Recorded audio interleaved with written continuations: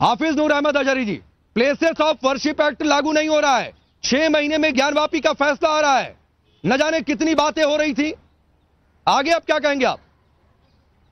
मैं बहुत देर से बातें सुनना, मेरी बात भी सुन लीजिएगा, बीच में ना बोलिएगा। पहले तो आपसे मेरा सवाल ये, आपने अभी कहा कि तथाकथित मौलाना, ये तथाकथित कहने वाले आप कौन होते हैं? किसी को पहले आप ये जवाब देंगे? आप किसी को उठा के तथाकथित कह देंगे?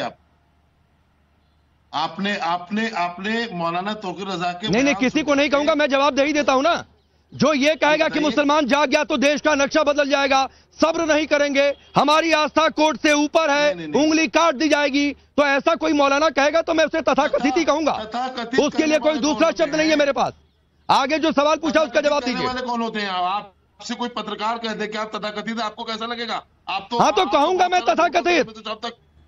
अगर किसी मौलाना की भाषा ऐसी होगी तो मैं उसे तथाकथित मौलाना ही कहूंगा। आपको सारी भाषा, अब आपसे जो सवाल पूछा हजारी साहब उसका जवाब दीजिए। यहाँ पर तौकीर रजा का वकील मत बनिए। जो ये बोलते हैं कि शाहरुख खान का कलाम काट देंगे, हम उसको मार देंगे, आप बोली दिखाते हो, आपसे मौलाना दिखाते हो, घुमा बना के मुसलमानों को टारगेट करते हो। कब तक आप करते रहोगे? अरे सुनिए ना हजारी साहब, प्लीज सर सुनिए ना, प्लीज इतनी ज्ञान की बातें नहीं। अब सुनिए, इस देश में हमने आशाराम की भी खबरें दिखाई, राम रहीम की भी खबरें दिखाई, तो यहाँ सर्टिफिकेट देने मत आइए, सर्टिफिकेट देने मत आइए कि हमें कब क्या करना और क्या नहीं करना है। जो सवाल पूछा उसका जवाब है तो जवाब दीजिए। जवाब आपने जो पूछा है, मैंने एक शेर कहा था कि उसी का शहर वही मुद्दई वही मुंसिफ, हमें यकीन है हमारा कसूर ठहरेगा। जो आज हुआ है, मैंने आपसे उस दिन भी कहा था, हम इंसाफ के आखिरी दरवाजे तक जाएंगे तो हम फिर जाएंगे, फिर हम कहेंगे, इंतजामिया कमेटी से कहेंगे कि जाइए सुप्रीम कोर्ट जाइए, और सुप्रीम कोर्ट में फिर अपील कीजिए। इतने जैसे आप लोग जितनी आसानी से बताते हैं, इतना आसान है, ये मिला है, हमें बताए हाई कोर्ट ने 6 महीने का टाइम क्यों दिया? वो तो बहुत आसान काम था, वो तो बहुत आसान था आपके लिए। विक्टिम कार्ड क्यों खेल रहे हैं? आप तथ्य प्रमाण रखिए ना, आप तथ्य प्रमाण रखिए। तो आप दो विक्टिम कार्ड खेलना बंद। अच्छा, एक बात बता दीजिए, हिंदुओं के साथ एक बात बता दीजिए, फिर मैं अच्छा एच.एस. रावत के पास पहले चला जाता हूँ, वेट कर रहे हैं वो, आता हूँ। हजारी साहब, स्वामी चक्रपाणी महाराज, प्लीज अपनी बारी का इंतजार करिए। एच.एस. रावत साहब, मौलाना तौकीर रजा कह रहे हैं साहब सब्र नहीं हो पाएगा, तो क्या करेंगे? वो किस बात की धमकी दे रहे हैं? क्या इससे धमकी नहीं मानी जाए? बिल्कुल धमकी मानी जाएगी, और ये दूसरे जो धर्म के लोग हैं उनके ऊपर और कोर्ट के ऊपर, सरकार के ऊपर सीधी धमकी, और इस तरह की धमकी को बर्दाश्त नहीं किया जा सकता। तौकीर रजा साहब पहले ऐसे लोग नहीं है।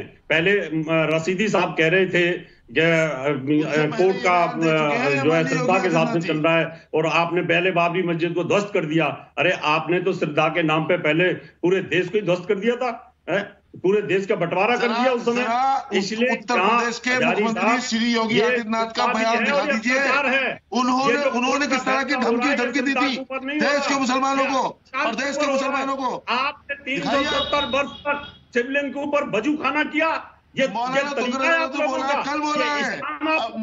माननीय योगी आदित्यनाथ जी जो उत्तर प्रदेश के मुख्यमंत्री है, वो अभी 1 महीना पहले बोल दिखाइए आप उसे बना हुआ शिवलिंग को। आप उसके साथ में आप हो गए, खड़े हो गए, तौकीर रजा साहब ने बोला तो आप तथाकथित कहेंगे। आप लोगों को ये समझना चाहिए, आस्था तो होगी, जिस देश में आप रहोगे वहां कहीं ना कानून को तो मानना पड़ेगा। अभी रशीदी साहब ने बोल दिया धर्म पहले, हम ही मानते हैं, कानून हम ही मानते हैं साहब, आप नहीं। बोल दिया हमारे लिए धर्म पहले। अभी वो स्वामी जी बोल रहे थे, वो बोले इलीगल तो नहीं, अरे क्या था, 6 दिसंबर 1992 को जो बाबरी मस्जिद शहीद की थी, वो कौन से साथे में कानून के आप कानून के दायरे में थे? आप बताएंगे? आपने अत्याचार किया वहां पर, आपने अत्याचार किया, आपके जो पहले रहनुमा थे उन्होंने अत्याचार किया। की रिपोर्ट ये साबित कर चुकी है कि कोई मंदिर तोड़कर मस्जिद नहीं बनाया गया, लेकिन आपने मस्जिद तोड़कर मंदिर बनाना शुरू कर दिया है। ये पूरी दुनिया देख रही है। अरे सुनिए ना, एक मिनट एच.एस. रावत जी और सुनिए हजारी साहब, सर एक जगह सुई मत लटकाइए। आज अयोध्या पर नहीं बातचीत हो रही है, आपसे सवाल मैंने ज्ञानवापी को लेकर पूछा था कि वहां पर प्लेसेस ऑफ वर्शिप एक्ट नहीं लागू हो रहा है। आप उस पर बोलने की बजाय फिर आप विक्टिम कार्ड खेलना शुरू कर देते हैं।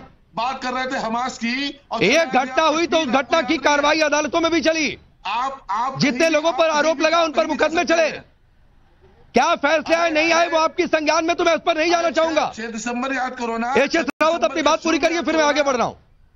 देखिए, मैं तो राकेश जी ये कहना चाहता हूं, इस समय पर जो फैसला ज्ञानवापी पर जो आ चुका है और उसको सार्वजनिक कर दिया जाता है, तो मुझे लगता है कि जैसे कि यहाँ पर बड़े विद्वान दोनों मौलाना बैठे हैं, हजारी साहब भी बैठे हैं, रसीदी साहब भी बैठे हैं, इस बात को तूल नहीं देना चाहिए। हमारी भी आस्था और हमारे मंदिर है, हमारे प्रमाण है, हमारे साक्ष्य हैं, और वो हमारी जमीन है। और जब इस्लाम पैदा नहीं हुआ था उससे पहले की ये सब चीजें, आपको आगे आकर के इस जगह को, अधिकार को छोड़ देना चाहिए, क्योंकि हर आदमी के अपने आस्था का 100 करोड़ हिंदुओं की आस्था का मामला है। इसलिए आप लोगों को इसको आग नहीं लगानी चाहिए। तौकीर रजा जैसे आदमी को आग नहीं लगानी चाहिए। अगर वो इस तरह की आग लगाते हैं तो दूसरे आदमी भी उसका प्रत्युत्तर देने के लिए तैयार है।